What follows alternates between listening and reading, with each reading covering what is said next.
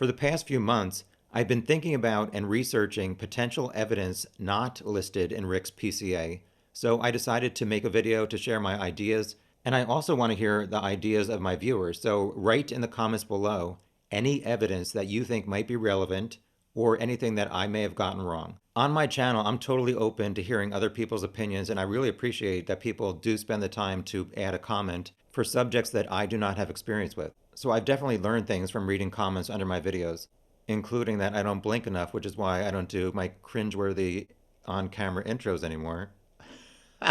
Somebody got a new PowerPoint template. So these are the topics I'm going to discuss. Probable cause affidavit, the PCA evidence, which if you've already read that and you're familiar with it, you can just skip to these other different sections. I created chapters in this YouTube video, so you can jump to any topic you want if you are already familiar with the PCA evidence. After that, I'll discuss the search of Rick's home, Rick's cell phone, Rick's car, online activities, various, and finally, evidence for Rick that could prove if he is innocent. In the PCA, Rick admitted he was on the trails from 1:30 to 3:30. He was wearing similar clothes to Bridge Guy, including, quote, blue jeans and a blue or black Carhartt jacket with a hood. He advised he may have been wearing some type of head covering as well. That is a quote from his interview with a conservation officer. His wife in 2022 said he still had a blue Carhartt jacket. So this is a still image from Libby's video. People have talked about certain things on maybe the Bridge Guy's back. I guess this here could be the hood that he's referring to. He said he was also wearing a head covering. So here's where his eyes would be, and we know that he's always had a very short haircut. So what is this covering his forehead? There's been a lot of debate over the years whether this is a hat, whether it's a hat on the side. On his wife's Facebook, she posted this photo where he's wearing a dark green beanie, possibly from the Adam Levine collection, but I'm not sure if this is what Bridge Guy or Rick was wearing on the bridge. Rick passed 3 girls around 1:30 and did not reply after one of them said hi to him. He said that he saw vehicles parked at the High Bridge trailhead, which is the Mears parking lot, but he did not see anyone on the trails other than the 3 juvenile girls near Freedom Bridge. This could have been a lie to insinuate that the real killer was parked at Mears, which I've recently been thinking, why did Rick not park at Mears? It seems like he had to park at CPS to walk the entire trail to know who was on the trails. Because if he parked at Mears and then made a left towards the High Bridge, he would be totally unaware of who could be on the trails. He walked towards the High Bridge while looking at a stock ticker on his phone. He arrived at platform 1 of the bridge to look at fish, and then he sat on a bench on the trail and did not see anyone for approximately 90 minutes until he left around 3:30, which is one of the main reasons why I think he is not innocent and lying. He did not take any photos or video, and he denied seeing Abby and Libby and any involvement in their murders. In my deep dive video about Rick, I went into more detail about this, so I just want to do a quick summary about how I think Rick is lying about not seeing Abby and Libby, which means he's not innocent. 1:49 was when Abby and Libby were dropped off, soon after witness 4 started on the trails in the direction of the High Bridge, and Rick was already in this area headed towards platform 1. I estimated at 1:53 is when witness 4 arrived at the bridge, where she said she saw a man wearing the clothes that matched Bridge Guy, which also matched what Rick was wearing. And at this time, Abby and Libby were around this area headed towards the bridge. So at 1:55, witness 4 soon turned around and headed back, and stated that about halfway between the Mears lot and the bridge, she passed Abby and Libby. It's unknown where Rick was at this time. I came up with a few different scenarios to see if Rick had actually followed witness 4 and actually passed Abby and Libby, so he was between witness 4 and Abby and Libby and then decided to turn around later. Or after witness 4 saw Rick on the bridge and turned around, did Rick start walking from platform 1 towards the end of the bridge? As the girls walked the bridge, Libby took this photo of the entire bridge. I zoomed in, and it seems like there is a dark figure here, which I compared to other people's photos of the bridge, and this object does not seem to match up to other people's photos. So is this Rick at the end of the bridge? I did some editing to bring out the colors. I'm not saying it is Rick, but it is a possibility that he walked to the end of the bridge and then maybe passed them at some point. Because to me, it seems impossible, due to the timing, that Rick did not see Abby and Libby.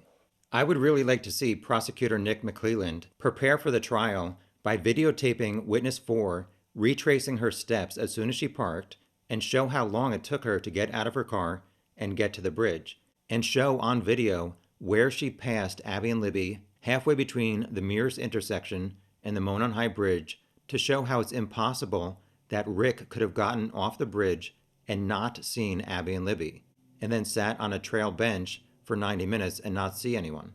Based on her statement, it seems like witness 4 was there for exercise, and after she went to the High Bridge, she went towards Freedom Bridge and then turned around. So if Rick was following her and then passed Abby and Libby, witness 4 really didn't have a reason to turn around to see if anybody was following her. I don't know. What do you guys think? Continuing with the PCA, one of the girls discussed the word gun on Libby's 43-second video. An unspent round with extraction marks was found in between their bodies, and testing showed that it was from a gun found at Rick's house in October 2022. Rick told police in 2022 that he never let anyone borrow his gun, and he did not know Ron Logan and was never on his property. Rick's wife confirmed that he did own guns and knives. 4 witnesses saw Rick, and he confirmed that it was him. 3 juveniles close to Freedom Bridge soon after Rick left his car. These girls had just walked from the Monon High Bridge to Freedom Bridge, and they did not see anybody else.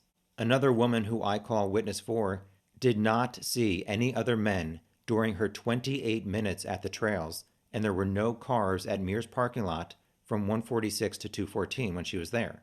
She saw Rick on Platform 1 around 153, and then passed Abby and Libby around 155. She may have walked to Freedom Bridge and saw no adults on the trails other than the man on Platform 1, which Rick admitted he was on Platform 1, so that was him that she saw. The Hoosier Harvest Store camera captured her leaving at 214. Then she noticed Rick's car backed in at CPS, which she said was odd for cars which would park there. I know that Rick said that he parked at the old Farm Bureau building, but it's impossible for Rick to have parked at anywhere but the CPS building based on his arrival time of 1:30 and then passing the 3 juvenile girls soon after. One other witness in the PCA said she saw a man matching Rick's description, but Rick did not admit to walking on this road. And she saw a man at 3:57 p.m. on 300 North walking in the direction of Rick's car at CPS. She said he looked like he had been in a fight and was wearing muddy and bloody clothing that matched Bridge Guy's and Rick's blue jeans and blue jacket. There were other people on the trails until 4:11, and no one saw Rick on the trails, the bridge, or a bench after Witness 4 saw him on Platform 1 around 153. Witnesses described Rick as wearing clothes that matched the man in Libby's video. Police believe Rick is the man on the bridge. Yes, there were some discrepancies in the descriptions by the 3 juvenile girls about the man that they passed. However, Rick admitted to passing these 3 girls, so it was him who passed them despite their various descriptions. In all likelihood, these girls were not paying close attention to this man approaching them as they were walking away, and the shadow of the trees would have changed the coloring of his clothes. Clothes belonging to Abby and Libby were found in Deer Creek. I was recently wondering if people on the bridge could have seen Rick walking around the crime scene. And from this view, it does not appear that the crime scene is visible. Some photos leaked allegedly of the crime scene and the creek. Ron Logan's search warrant stated that panties and a sock were missing from the crime scene. But did that mean that they were missing from where the girls were found, or that law enforcement never found them anywhere, indicating that the killer may have taken them with him as a souvenir? I think that Rick could have been concerned that his DNA had transferred to these items of clothing, so he put them in the creek around the same time, and these 3 items ended up in the same area. This seems to be Libby's sneaker, which the placement looks kind of weird. However, I was wondering if in the 22 hours or so between this was put in the creek and it was found, did the height of the water in Deer Creek decrease? Some people have speculated that this might be white underwear, and down here is possibly Libby's tie-dye shirt that she was wearing. This is the 4th item allegedly found in Deer Creek. I just want to be clear that these are unofficial crime scene photos, and police have never confirmed this. People speculate whether this is a sock or underwear. This YouTuber, Gavin Fish, uploaded these photos to his website, and that is why he put this watermark saying gavinfish.com on here. There's something called metadata in photos, and this does seem to show that the photo was taken the day after the murders at 11:13 a.m. This is another view of Libby's sneaker. So once law enforcement got Rick's DNA in October 2022, were they able to match it to the 4 items found in Deer Creek? Unknown fibers and unidentified hairs were found. Also, could they match up items found at Rick's house, including hair from his multiple cats either alive or dead? Next, I'm going to review the search of Rick's home, which occurred on October 13th, 2022, from around noon to 11 p.m. Luckily, one of Rick's neighbors is as nosy as all of us are, so they took some photos. The circled area here is Rick standing next to his wife's new minivan. As the day progressed, even more unmarked law enforcement vehicles arrived. Here's another photo where their minivan had changed positions, and Rick and his wife apparently were in this van for most of the day.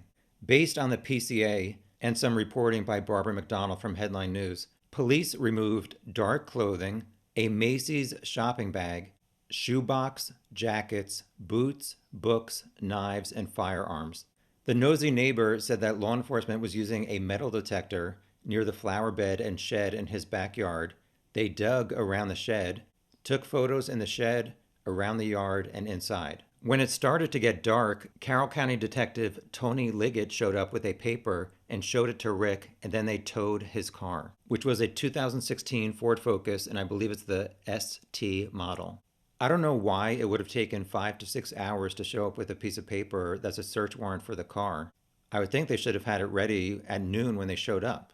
I'm wondering if police needed to find some other evidence on the property before a judge would agree to take the car.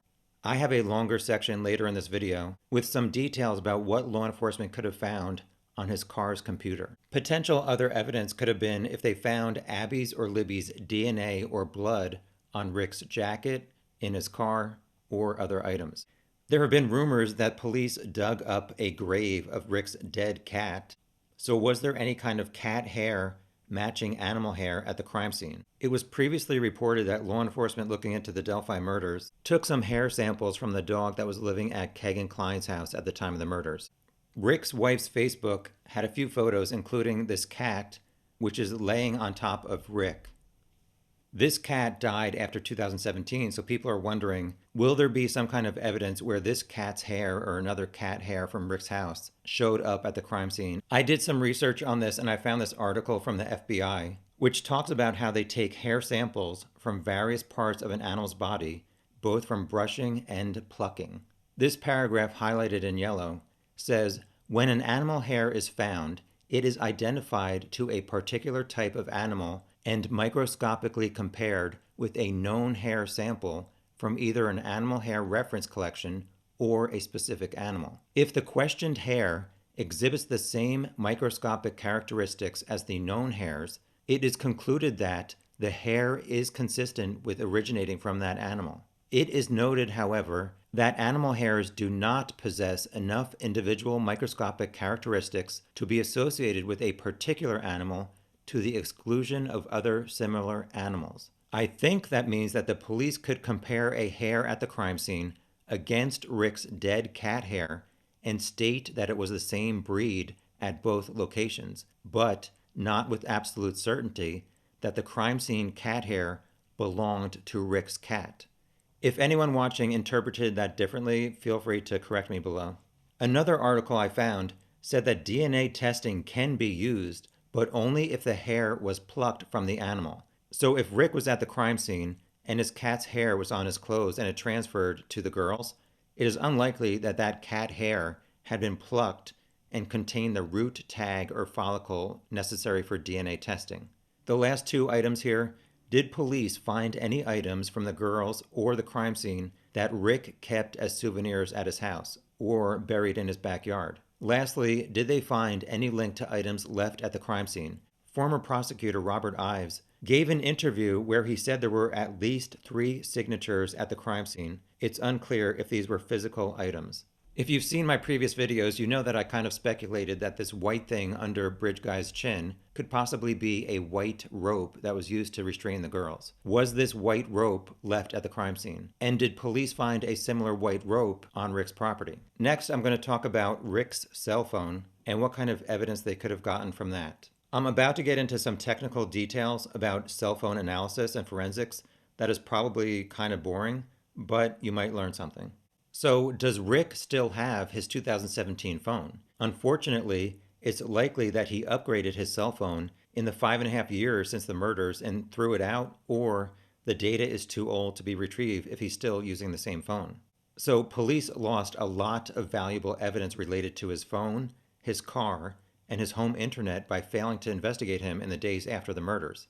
There could be a small chance that Rick panicked and got a new cell phone after the murders, and maybe he hid his phone from 2017 somewhere at his house. So, in that case, if the police got it in the 2022 raid, some of that data might still be on it if it was not used much after the murders and the data was not overwritten. Cellebrite is the most well-known company for analyzing cell phones, and that's the company that was used in Kegan Kline's case to review all of his cell phones. I contacted Cellebrite to try and interview an expert for this video, but they replied asking for my dongle and the agency I worked with. So, needless to say, that didn't happen. I should have replied that I was the president of the Sluther Vandross Amateur Detective Agency. Most of these questions I have on this slide are only relevant if police were able to get Rick's 2017 phone. So, which apps were on Rick's phone, and can they provide any relevant evidence? GPS locations on February 13th, can it show where Rick was at 2:13, 3 o'clock, 3:30, 4 o'clock, if his phone was on the entire time? I highly doubt that police were able to get Rick's wife's cell phone, but I'm curious to know if they could find where she was at the time of the murders and when she arrived home, or is the rumor correct that maybe she had gone away for a few days? Was Rick using his cell phone in the middle of the night on February 13th and or February 14th, 2017 and beyond, indicating some kind of out-of-the-ordinary behavior and sleep patterns compared to before the murders? Which websites was he viewing on his cell phone? Can it show when he accessed a stock ticker on that telephone any time before February 13th, 2017, and also between 1:30 and 3:30 on February 13th? On the afternoon of February 13th, was Rick's phone turned on? Or did he turn it off before the murders and before going to the trails, indicating that he had planned to do something and did not want GPS location identified if police investigated him? Could his cell phone show deleted photos or videos of the crime scene, or any other incriminating evidence? Any other evidence that he or his family deleted from their cell phones? Any photos or videos showing Rick wearing Bridge Guy's clothes? Has the prosecution contacted any of Rick's family or friends to see if they have photos from 2017 and before showing him wearing these clothes? For those of you who saw my first Delphi video, you'll remember that I speculated that it seems like there were kind of holes or black holes and circles around his knees, which I wondered if that could be a good identifier of who this man on the bridge was.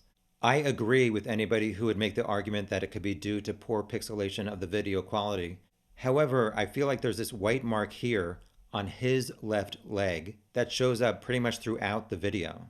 So are there any pictures or video of Rick wearing jeans that have a white faded mark in this area? Could his cell phone show any text messages to or from his wife and others stating what he was doing that day? Did he lie about where he was? Any text messages or phone calls to other suspects?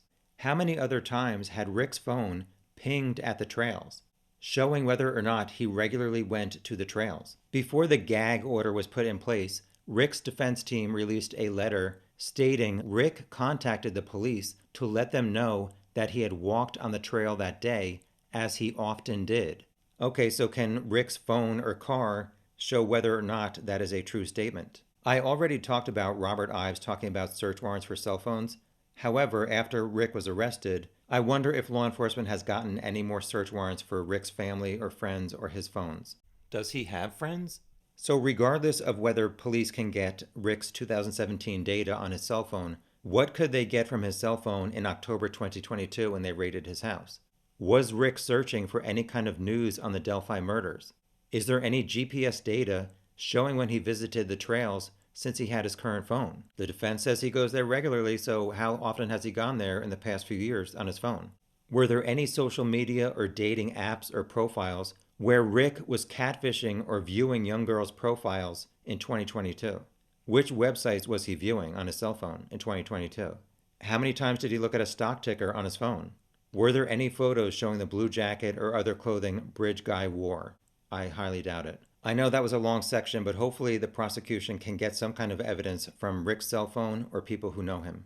Now I'm going to talk about evidence that can be found in Rick's 2016 Ford Focus. Based on this photo of it being towed in October 2022, it appears to be the ST model. In addition to needing a warrant to seize his car, I believe police also need a warrant to remove information from the car's computer. I spent a lot of time looking into the technical aspects of how car computers and forensics works. I ended up contacting over 10 experts and companies, including Burla, which is the most famous vehicle forensics company, but they didn't reply to my 2 pages worth of questions. I don't blame them. I don't want to bore people with the in-depth technical aspects about how cell phone and vehicle forensics works, so I will include that info at the very end of this video for people who want to learn more. For those of you who watched the Alex Murdaugh trial and were impressed with the information gathered from his car and their phones, it's important to note that that vehicle information was only available because Alex subscribed to the OnStar system, which tracked his GPS, his speed, etc., but Rick likely did not subscribe to this type of system. To learn more about the possible capabilities of Rick's Ford Focus, I looked on Craigslist used car sales for 2016 Ford Focus ST used car ads. The most important evidence that can be gathered from the car's computer is the Ford Sync 3 communications and entertainment system. From photos in a variety of ads, it looks like there are 2 different display systems. This one's a little bit bigger, and this one has a smaller screen. The Ford Sync 3 system in Rick's 2016 Ford Focus would have included App Link, which means that apps running on the driver's cell phone can show up on the infotainment system. It would also include smart device integration, a trip computer, and other features. Obviously, the best evidence against Rick would be if they found any DNA or blood from Abby or Libby in his car. Before I show my vehicle forensics questions, I'm going to share the one response I received from an expert. Keep in mind, this data would have been easier to get in 2017 and was most likely overwritten or lost by the time they confiscated Rick's car in October 2022. This expert in vehicle forensics replied to my questions with the following. Various types of electronic data are available from a vehicle depending on its year, make, model, and trim level. It is certainly possible for the data to contain the following: dates and times the car was turned on or off. So this could show if Rick left the CPS parking lot at 3:30 like he said or later. When and where the doors were opened and closed. So this could show if Rick opened any of the other doors other than the driver's side door or the trunk of his car when arriving and departing CPS, indicating that he either removed or placed objects into his car. The car's location and speed at various times and locations. So can it show how many other times Rick parked at CPS or Mears, since his defense team said that he went to the trails often? At around 1:15, did Rick drive fast to get to the trails or did he drive fast to get home? GPS track logs showing time-stamped vehicle locations for a certain period of time. So when did Rick leave and return home?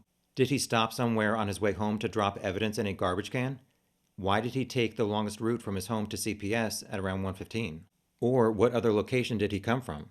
The vehicle forensics could also show device connections such as phones and USB drives. If phones were connected, then the data may show call logs, contacts, and text messages from that cell phone. The expert ended their email to me saying that data from 6 years ago may be available. However, the data is overwritten eventually. If the vehicle was used substantially since the date in question in 2017, then there may be limited or no data available now from that time. Rick only lived about 1 or 2 miles from where he worked at CVS, so I don't know if most of this information has been overwritten or not. I would assume so, unfortunately. I'm going to review some of the questions I thought of, which could possibly reveal evidence against Rick if law enforcement is able to obtain this information.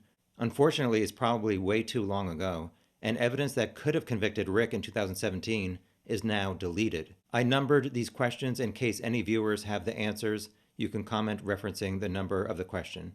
Everyone's thinking, yeah, I'm not doing that, you jackass. Ha! Ha! Keep it moving. So here we go. Question number 1. If a cell phone was connected via USB or Bluetooth, would the car's forensic report in 2022 have information from the phone from 2017? I doubt it. 2. Would it have 2017 data even if the phone history was deleted on that phone after 2017? I doubt it. Number 3. What type of cell phone information would show up? According to my research, call logs, contacts, and text messages. Just to reiterate, this is not the cell phone forensics, this is the car forensics based on a phone that was connected to the car. Would the car forensics contain all the photos and videos on the phone? Probably not. Number 4, would it show the website history from the cell phone's browser even in 2017?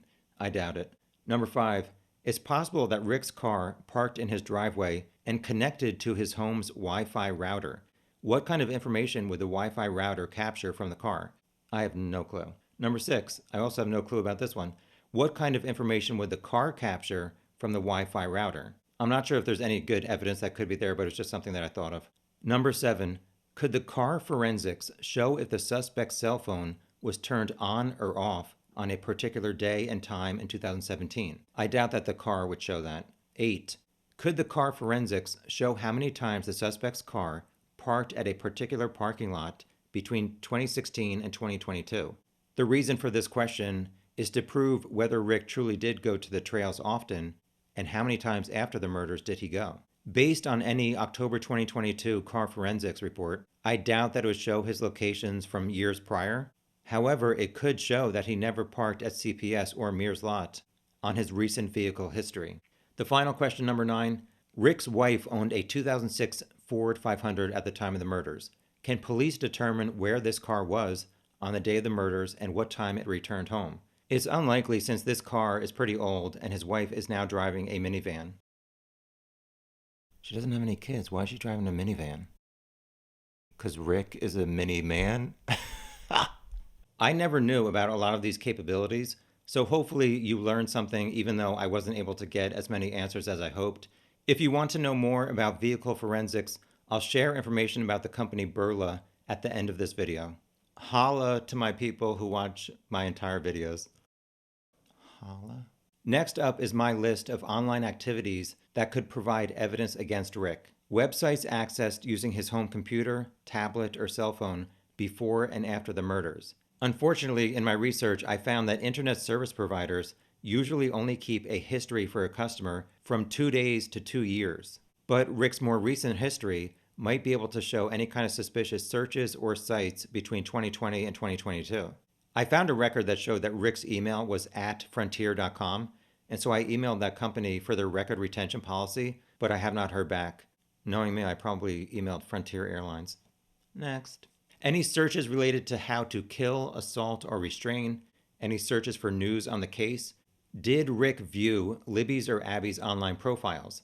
Abby was not supposed to have a phone or social media, but it is rumored that she used Libby's phone or tablet and possibly had a secret phone.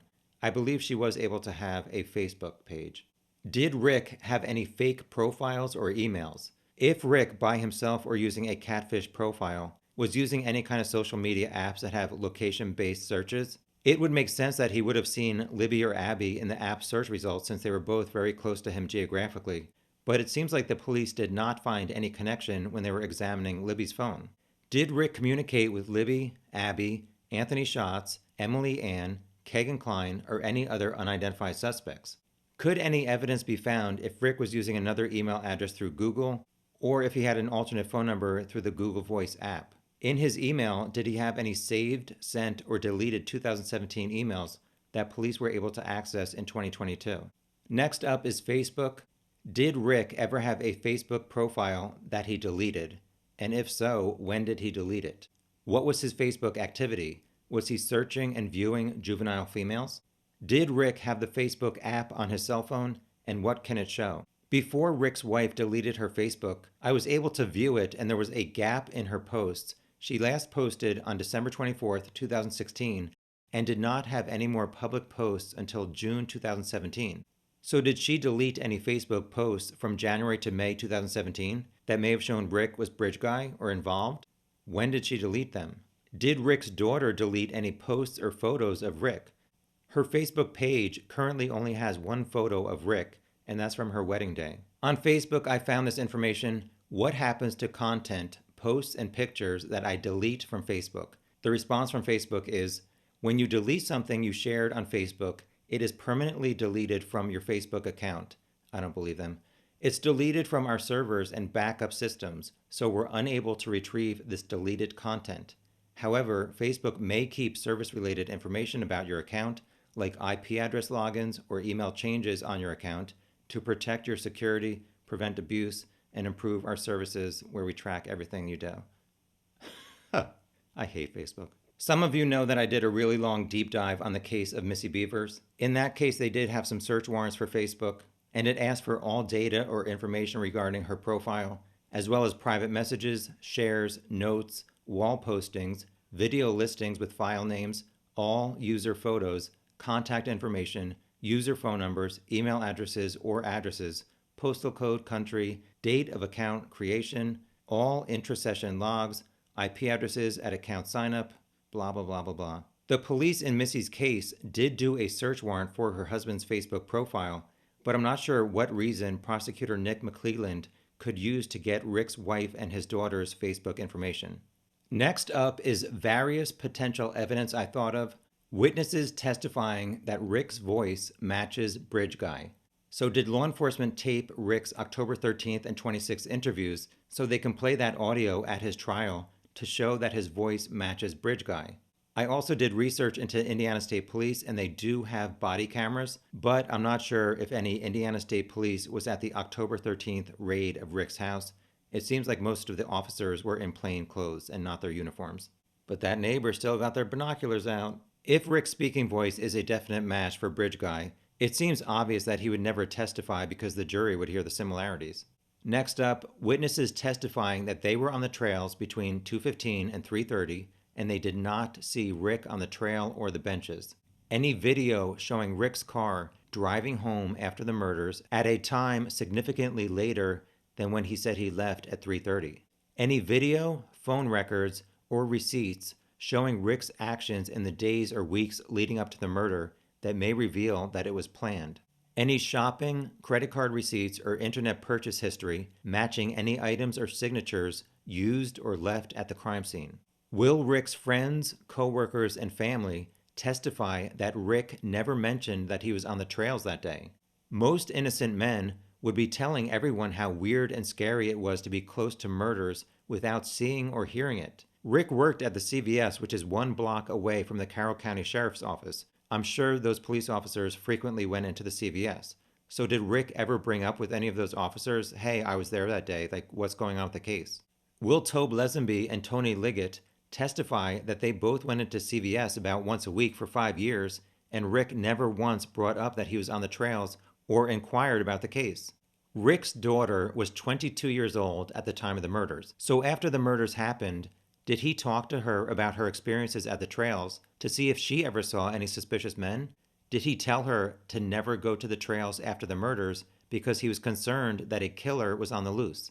Or did he not warn her about that because he knew that he was the one who was there? Does Libby's 43-second video end with a closer view of Rick's waist, his hands, his clothes that would help identify him? In the PCA, it says, quote, near the end of the video, a male is seen and heard telling the girls, guys, down the hill. The girls then begin to proceed down the hill and the video ends. Will friends and family say if Rick changed in any way after the murders? Was Rick aware, possibly through coworkers or CVS customers, that children would be off from school on Friday and Monday? Were Rick's wife and daughter away from home, allowing him more time to commit a crime? Was Rick off on Monday due to scheduling, or did he specifically request the day off? Some people online have noted that CVS Pharmacy does have a flexible schedule where sometimes people do have to work weekends and then they get off on Monday. Did any other women or children have prior creepy encounters with Rick on the trails or elsewhere? Will customers from the local bar that Rick frequented, or any community members, testify if Rick had an alcohol or drug problem? Did he get drunk before or after the murders? And lastly, what kind of character will the prosecution portray Rick to be to show that he could be capable of doing this? Okay, so we finally made it to the last section before I get into the technical, boring stuff about forensics for people who want to see that. This last section I did is evidence for Rick. which is known as exculpatory or inculpatory. Some of you saw my recent live chat where somebody asked me about exculpatory evidence, and I had to ask Siri what the definition was. So according to Merriam-Webster, who sounds like she could have been my great aunt, here are the definitions. Evidence that is exculpatory frees one from accusations. At the bottom of the screen in red, I wrote exculpatory, favorable to the defendant, shows not guilty. Inculpatory, shows guilty. It's confusing, so I thought of an easy way to remember. Exculpatory excuses you from going to jail. Inculpatory, just remember in like you in danger, girl. So this slide shows my list of evidence that I think helps prove Rick is not guilty. I'm kidding, but it was kind of hard for me to think of things that could help Rick. I'm sure plenty of you viewers will be able to comment below with any additional things that I did not think of. At the top of the list, police made quite a few strong accusations against Ron Logan in March 2017. Against this, they never charged him. Police were looking into the Kleins, but it's been over 6 years since they knew about them and they still have not charged them. In April 2019, law enforcement changed to that 20-year-old Justin Timberlake looking sketch that looks nothing like Rick. Hopefully we'll finally get an explanation from police as to what that was all about. The face of Bridge Guy in a few frames looks like he has a mustache like Gene Shalit. In 1 or 2 frames, it kind of looks more like Sheriff Tobe Lesenby more than it does look like Rick. But it's not Tobe Lesenby. Let's not start with that. Witness 7 assumed that the man that she saw walking on 300 North had been in a fight and was muddy and bloody. The defense team would probably tear that apart, but can she now confirm that Rick resembled the man that she saw? It seems pretty obvious that the defense will have an expert that will state that the unspent round evidence does not conclusively match Rick's gun. The defense will also try to get evidence thrown out due to faulty law enforcement procedures. Rick has no prior arrests or violent history. Will the defense team say that Rick never had a blue jacket with material thin enough to see the object in Bridge Guy's pocket? I'm sure that most of you have seen this video that Rick's wife posted on November 29th, 2016, a few months before the murders, where she snuck up on him in the car and he's wearing a dark blue jacket. I cannot tell for sure if that matches the Bridge Guy.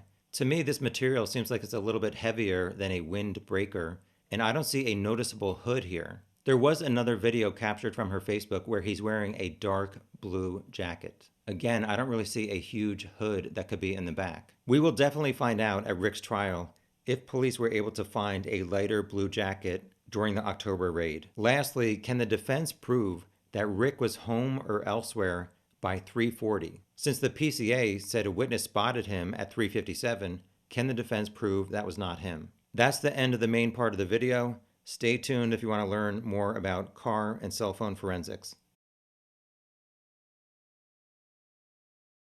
During my research for this video, I found a 139-page PowerPoint that the FBI created in May 2019 to teach other law enforcement about cellular analysis and geolocation.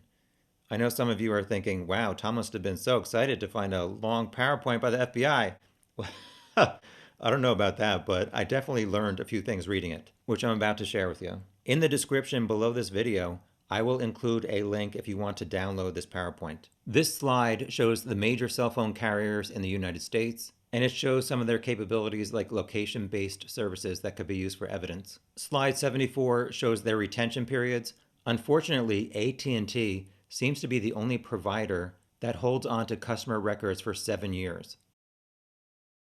Every other major provider, including Verizon, only holds on to this information for about 1 to 2 years. Page 84 shows a sample report showing the date, time, and duration somebody made a call, the originating number, the terminating number, the IMEI identification number, and the cell phone location. Slide number 12 provides a template of suggested language that law enforcement should send to these providers. So if police had accessed Rick's phone within a week after the murders, they could have retrieved where his phone was when he made calls and sent text messages, the text messages including pictures, voicemails, location reports, and internet and web browsing history with location information. At the bottom of slide 14, it talks about cell phone tower dumps, and the quote is, "Provide all incoming and outgoing communications, parentheses, voice, text, and data, from all towers and sectors that provide service to the following locations,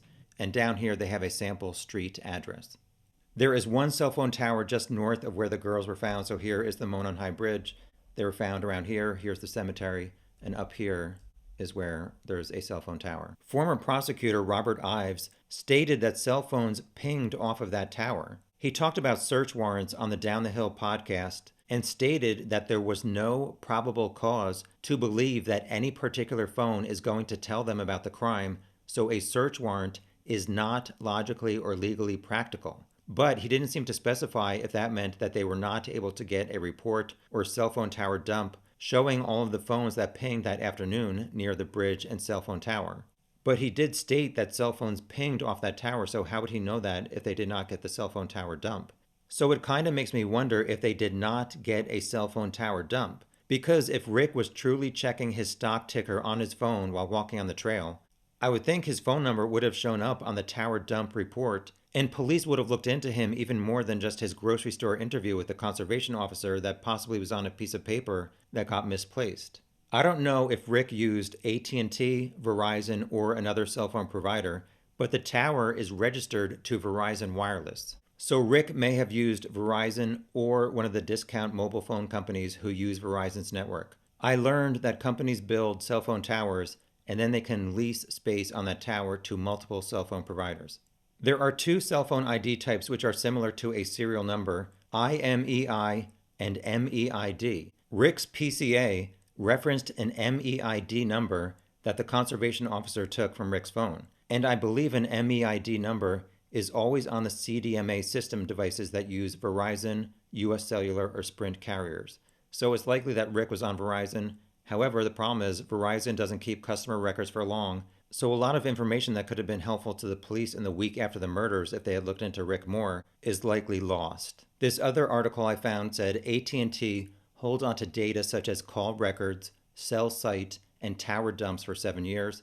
T-Mobile holds similar information for 2 years, and Verizon holds it for 1 year. Some of you know that I did a long deep dive video on the Missy Beavers case. I have a copy of a search warrant for that case that they submitted to AT&T, and they requested all AT&T historical records / information pertaining to the identified target numbers, which would support any and all communications, including to, but not limited to, cell phone calls, messaging, texts, emails, data, walkie-talkie, GPS locations, or push-to-talk.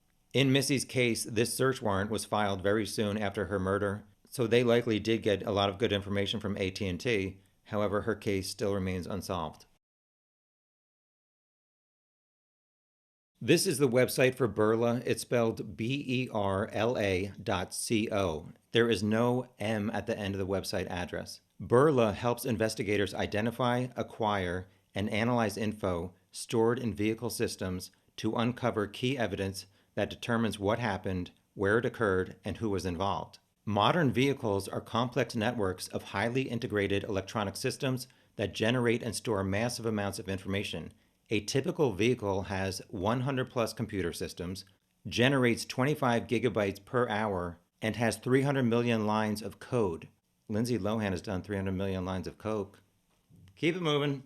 The high-level categories include vehicle events, such as door opens, gear shifts, odometer reads, ignition cycles, speed logs, and more. Location data, such as track logs, saved locations, active routes, and previous destinations. And lastly, connected devices. Identify devices that have been connected via the USB ports, over Bluetooth, or wireless network, and all of the data associated with those devices. In general, a car's telematics module can store events such as doors opening and closing, and significant acceleration or deceleration events with location and timestamp data for such events. Vehicle infotainment modules frequently store telephone call logs, contact lists, and text messages for phones that have been paired to the vehicle. However, the contents of the cell phone text messages that transfer to the car are usually only included when the user of the cell phone clicked on an auto-suggested response like running late or stuck in traffic, as opposed to a longer typed out message. Under what happened, provide insight on the sequence of events that took place leading up to an incident. identify patterns of life and unusual events that happened around an incident. So the defense said Rick regularly visited the trails. How many times in 2022 and before did his Ford Focus go to the trails? Lastly, determine timelines of activity and establish a chain of significant events. Where it occurred. The vehicle forensics can also provide historical data to show where a vehicle was at a specific time, identify areas frequently visited, new locations traveled, and future plans. It can also determine how long particular locations were visited. Lastly, who was involved? Provide unique identifiers that tie individuals to a specific vehicle. Identify known associates and establish communication patterns between them. Determine who may have been present or aware of key information during an incident. This NBC News article stated, law enforcement agencies have been focusing their investigative efforts on two main information sources, the telematics system, which is like the black box, and the infotainment system. The telematics system stores a vehicle's turn-by-turn navigation, speed, acceleration, and deceleration information, as well as more granular clues, such as when and where the lights were switched on, the doors were opened, seat belts were put on, and airbags were deployed. The infotainment system records recent destinations, call logs, contact lists, text messages, emails, pictures, videos, web histories, voice commands, and social media feeds. It can also keep track of the phones that have been connected to the vehicle via USB cable or Bluetooth, as well as the apps installed on the device. So this is why security experts advise people not to connect your wireless cell phones to rental cars. Thanks for watching.